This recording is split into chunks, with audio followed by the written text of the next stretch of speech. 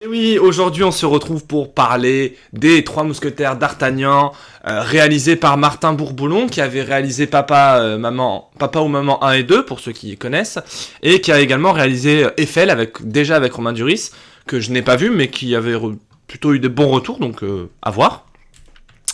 Et qui adapte ici le chef-d'œuvre d'Alexandre Dumas, Les Trois Mousquetaires, en un diptyque. Oui, diptyque c'est quand il y a deux films. Hein. Trilogie c'est 3 films, diptyque c'est 2 films. Bref, voilà.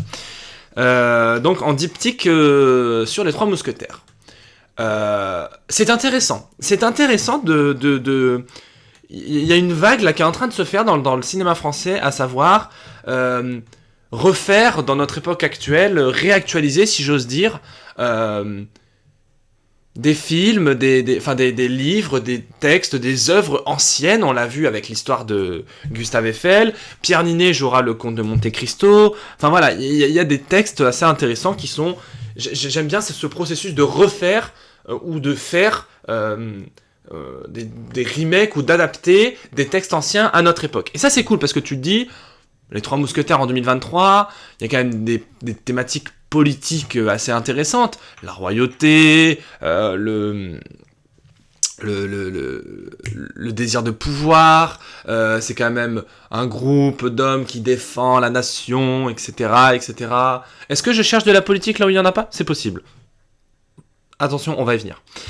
Eh bien écoutez, moi j'y allais avec enthousiasme à ce film. J'y allais avec enthousiasme parce que, gars, Louis Garrel, François Civil, Vincent Cassel, Romain Duris, Pio Marmaille qui est peut-être dans le top 5 des meilleurs acteurs français, je pense c'est bon pour vous, je pense qu'on peut le dire. Donc ça voilà.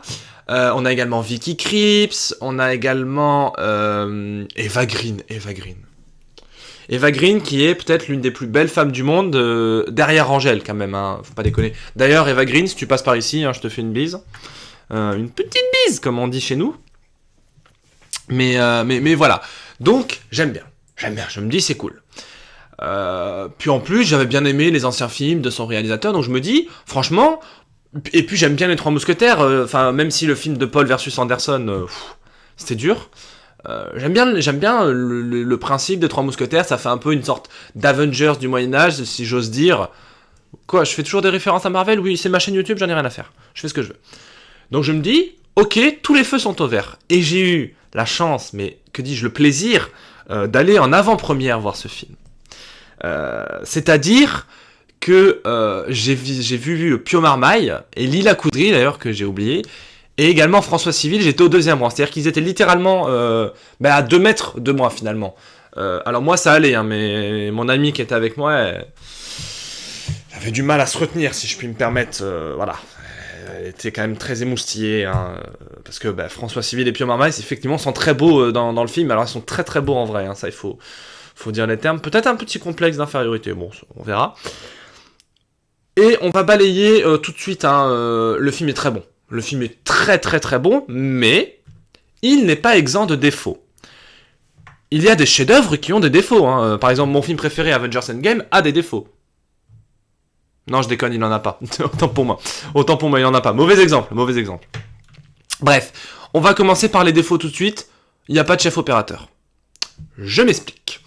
La première scène du film est une scène de nuit, et j'étais dans un cinéma, donc dans une salle noire, on n'y voit rien. Et là, je suis désolé, c'est pas un avis ou c'est pas un ressenti, c'est factuel, c'est un fait. La première scène, on n'y voit rien du tout. Mais du tout. C'est-à-dire qu'on a une comtesse, enfin une duchesse, enfin une noble, on a François Civil qui arrive dans un village, et on a des méchants. Et on a Eva Green. À aucun moment, si on ne nous le dit pas, on voit Eva Green parce qu'elle est blonde, mais sinon tout le reste, on ne voit rien. Les méchants, on sait pas qui est mort, qui est vivant, on ne comprend rien à cette première scène. Mais vraiment, on ne comprend rien. C'est un fait. Le chef opérateur, et même pas la première scène, je vais dire que il y a une photographie qui est magnifique, mais vraiment une belle photographie. Il y a de très beaux décors, qui sont des décors réels, c'est pas du fond vert, ça fait plaisir. Bon, surtout qu'en France, on n'a pas les moyens de faire un fond vert, mais bon, bref, ça c'est encore autre chose. Donc on a des beaux décors, on a des très beaux costumes, et on a une belle lumière de jour. Parce que dès que c'est de jour, t'es dans des beaux décors, c'est presque jaunâtre, c'est une belle photographie, on a un éclairage qui colle à la peau des acteurs, c'est beau, c'est beau. Et alors dès qu'on est de nuit, c'est dégueulasse. Mais j'ai jamais vu des scènes de nuit aussi moches. Genre vraiment, ça me fait mal de dire ça parce que j'ai beaucoup aimé le film. Mais je suis obligé de dire que les scènes de nuit, c'est pas beau. On n'y voit rien. Voilà, c'est même pas que c'est pas beau, c'est qu'on n'y voit rien, c'est que c'est pas lisible. Voilà. Et le deuxième gros défaut pour moi du film, c'est qu'il ne sait pas filmer des scènes d'action. Et là, je sens que là les Elliot, Aliénor et Léa, là, tous ceux qui ont kiffé le film, ils vont me défoncer, mais attendez. Quand on fait un film d'action, être réalisateur de film et réalisateur de film d'action, c'est deux choses différentes. Parce que quand on a une scène d'action, ça se passe par plusieurs étapes. L'étape 1, c'est de chorégraphier la scène. À savoir, parce que même si tu te bats avec des épées en carbone ou avec des épées en plastique, bah, tu te prends un coup, tu te coupes, ça fait mal. Voilà. Donc ça, voilà. Deuxièmement, il faut apprendre la chorégraphie aux acteurs. Ou aux cascadeurs, s'il y a des cascadeurs. Troisièmement, il faut filmer la chorégraphie. Et ensuite, il faut la monter. Parce que même s'il y a... la plupart des chorégraphies, je crois même toutes quasiment, sont filmées en plan séquence. Eh bien, il faut quand même que le plan soit beau, qu'il soit bien raccordé, que la lumière soit raccord, tout ça. Eh bien, donc, entre l'idée de la chorégraphie... et le moment où on le voit sur grand écran, il y a des millions d'étapes. Voilà. Étalonnage lumière, étalonnage son, etc., etc. Et ce film, Martin Bourboulon, qui on le rappelle, réalisé 2 films comiques et un film historique, un biopic, si j'ose dire. Et là, il s'attaque au film historique, mais quand même avec des grosses séquences d'action qui font très modernes. Donc là, le gars, c'est pas un reproche, mais il ne sait pas filmer des chorégraphies. Je pense que les chorégraphies sont belles, c'est pas ce que je veux dire. Les chorégraphies sont belles, on sent que les acteurs s'impliquent, ils sont dedans, ils sont à fond. Mais comme les chorégraphies sont mal filmées, c'est illisible. C'est illisible, surtout que, vu que la photographie est très jaune et qu'ils ont tous des costumes très en cuir, très brunâtres, marronâtres, très gris, on n'arrive plus à savoir qui combat qui. Et du coup, ça me sort en termes de cinéma, parce que je me dis, je ne comprends pas ce qui se passe. Là où, par exemple, on peut faire de l'art avec des films d'action, comme l'a prouvé la saga John Wick, à savoir bien filmer des scènes d'action, bien les mettre en scène, et bien les monter, bien les réaliser. Là, ce n'est pas le cas. Les scènes d'action et les chorégraphies, c'est illisible. C'est illisible. Mais maintenant, on va pouvoir parler des qualités du film. Qualité du film, les acteurs, tous, mais tous. Il n'y a pas un acteur en dessous de l'autre, tout est parfait. Petite déception pour Pio Marmaille, qui moi était mon acteur préféré du projet, parce que Pio Marmaille, je trouve qu'en fait c'est un peu un acteur de seconde zone. Je m'explique, pas de seconde zone, mais c'est un peu un acteur qui a souvent des rôles secondaires, parfois des rôles primaires. Des premiers rôles, mais qui souvent, tu vois, c'est le genre d'acteur, tu le vois dans plein de films parce il passe un caméo par-ci, une scène par-là, une scène par, tu vois. Donc ça, voilà. Moi, j'aurais aimé que ce soit D'Artagnan, mais bon, ça c'est des choix de casting. Je comprends tout à fait. Il est très bon Porthos, mais il n'a pas beaucoup de scènes et il n'a pas beaucoup de dialogue. Il y a des scènes où il est là, mais il dit rien. Donc, moi, j'aime bien voir Pio Marmaille qui va bouffer des côtes de porc et boire du vin et pécho tout le monde. Ça, c'est très agréable à voir. Hein, c'est pas la question. Mais du coup, moi, j'espère que dans la suite, on verra plus Porthos et le personnage de Romain Duris. Aramis ? Oui, Aramis, je crois que c'est. Oui, c'est Aramis, voilà. Parce que, en fait, Vincent Cassel, il a tout un sous-scénario qui lui est consacré, où il y a beaucoup de mystères par rapport à son ex-femme, son ex-fiancé, par rapport au fait que c'est un noble, qu'il a peut-être buté une prostituée, on sait pas. Ah, j'étais défoncé, bon, bref. Voilà. Donc ça, c'est intéressant. Et puis François Civil, c'est littéralement le personnage principal, donc il a une scène sur 2 avec lui. Donc ça, c'est très très cool. Et deuxièmement, c'est quoi, Pio Marmaille, on le voit pas, quoi. Pio Marmaille et Romain Duris, on les voit très très peu. Et je trouve ça dommage, parce que c'est quand même des bêtes d'acteurs. Après, quand ils sont tous les 4, ou même les scènes où il y a les 3 mousquetaires, enfin les 4 du coup, ça marche bien, parce que il y a un truc que j'aime beaucoup, c'est qu'ils parlent comme à l'ancien temps. Ils parlent comme à l'ancien temps. Et ça c'est très très plaisant parce que Alors là, je vous livre des anecdotes, mais attention. Quand j'étais en deuxième année du cours Florent, et là tous les Florentins de ma classe vont se reconnaître, nous avons joué un spectacle sur la thématique du pouvoir qui s'appelait Marie Tudor de Victor Hugo. Et quel bonheur de déclamer des dialogues, de déclamer des vers de l'ancien temps, parce que c'est des répliques presque chantées, ça sonne, c'est beau. Et puis il y a un truc qui est aussi incroyable, c'est que on va dire la première heure du film, c'est grosso modo les premières 45 minutes du film, c'est grosso merdo D'Artagnan qui rencontre les différents personnages.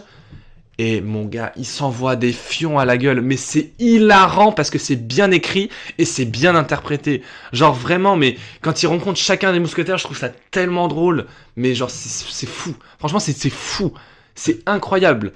Et on va parler, pour moi aussi, après, des GOAT du film. Vicky Krieps, qui est une actrice que je connais pas du tout parce que j'ai vu aucun film avec elle. Elle est belle, elle est sympathique, elle est agréable, elle joue bien. Elle a une voix un petit peu douce comme ça.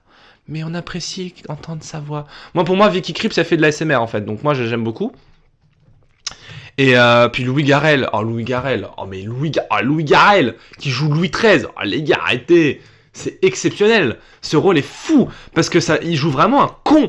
Genre vraiment, littéralement. Il se fait manipuler par tous ses conseillers. Tout le monde lui dit, ouais, il faut faire la guerre. Et lui, non, il ne vais pas faire la guerre en fait. Si. Et en fait, si. Le gars, il est fini par faire la guerre. Il se fait manipuler par ce qui est pour moi l'un des meilleurs personnages qui m'était donné de voir dans un film français, à savoir le cardinal de Richelieu. Mais moi, je veux jouer ce personnage, parce que c'est un mec qui a des dialogues incroyables, qui a, bon, le costume on repassera, mais c'est le costume initial dans le livre, donc ça je respecte. Et ouais, en fait, le gars est trop bien parce qu'il manipule tout le monde.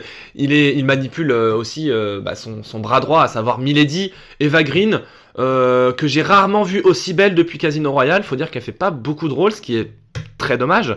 Mais cette actrice est magnifique, hein. Mais moi, je suis outré, hein. Là, les gars, je croyais pas, j'en suis sorti indemne de ce film, hein. Il m'a roulé dessus comme pas permis, hein.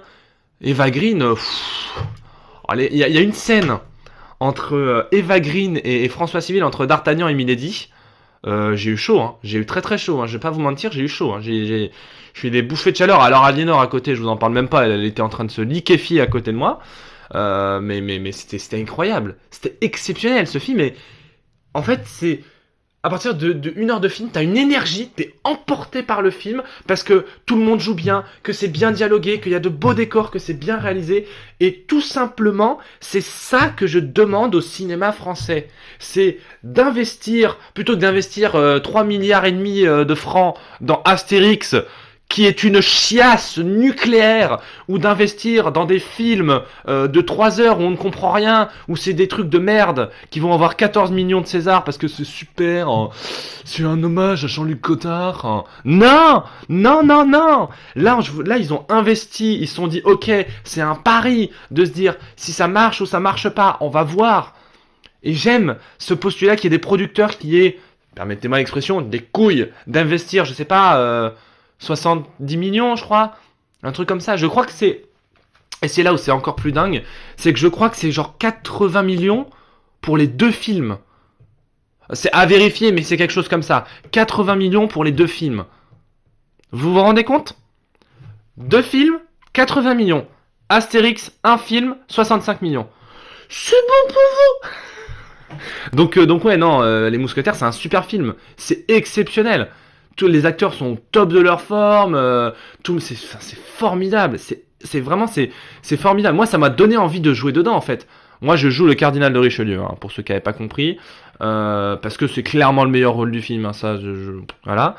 Et puis ouais, ça se finit sur un énorme cliffhanger, à savoir, désolé, je spoil, à savoir, tout le monde qui est manipulé, Milady qui est apparemment laissée pour morte, mais bon. J'y crois moyen, puisque le deuxième film s'appelle littéralement Milady. Donc ça, j'ai hâte d'en apprendre plus sur sa relation avec Vincent Cassel. Pourquoi est-elle devenue méchante ? Pourquoi veut-elle se venger ? Enfin, tout un tas de choses. Et puis la guerre, quoi. Ils vont partir en guerre à La Rochelle, si je ne dis pas de bêtises, si je me souviens bien. Oui, parce que, en fait, j'ai vu le film en avant-première il y a quasiment 2 mois. Hein. mais j'avais pas le droit d'en parler parce qu'il était pas encore sorti, etc. Donc là, voilà, les souvenirs que j'ai sont quand même très bons. Mais ouais, la suite, ça va péter, péter. Et surtout qu'ils disent ouais, on va partir reprendre La Rochelle. Donc ça veut dire que potentiellement, on va avoir une scène de bataille dans un film français. Alors, il y a eu Vaincre ou Mourir, effectivement, mais je l'ai pas vu, donc je peux rien dire. Et puis Vaincre ou Mourir était beaucoup moins... Il y a eu beaucoup moins de publicité. C'était beaucoup moins grand public que... Enfin, j'ai l'impression, en tout cas, de l'analyse que j'en fais, que c'était beaucoup moins grand public que Les Trois Mousquetaires. Après, peut-être c'est un bon film, je sais pas. Donc, imaginez une scène de bataille dans le cinéma français.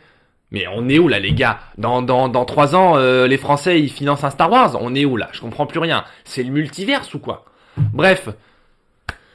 Tout ça pour vous dire, pour conclure que même s'ils ne savent pas filmer des combats et que les scènes de nuit sont illisibles, Les Trois Mousquetaires, pour toutes les raisons que je viens de vous énoncer, est un très bon film.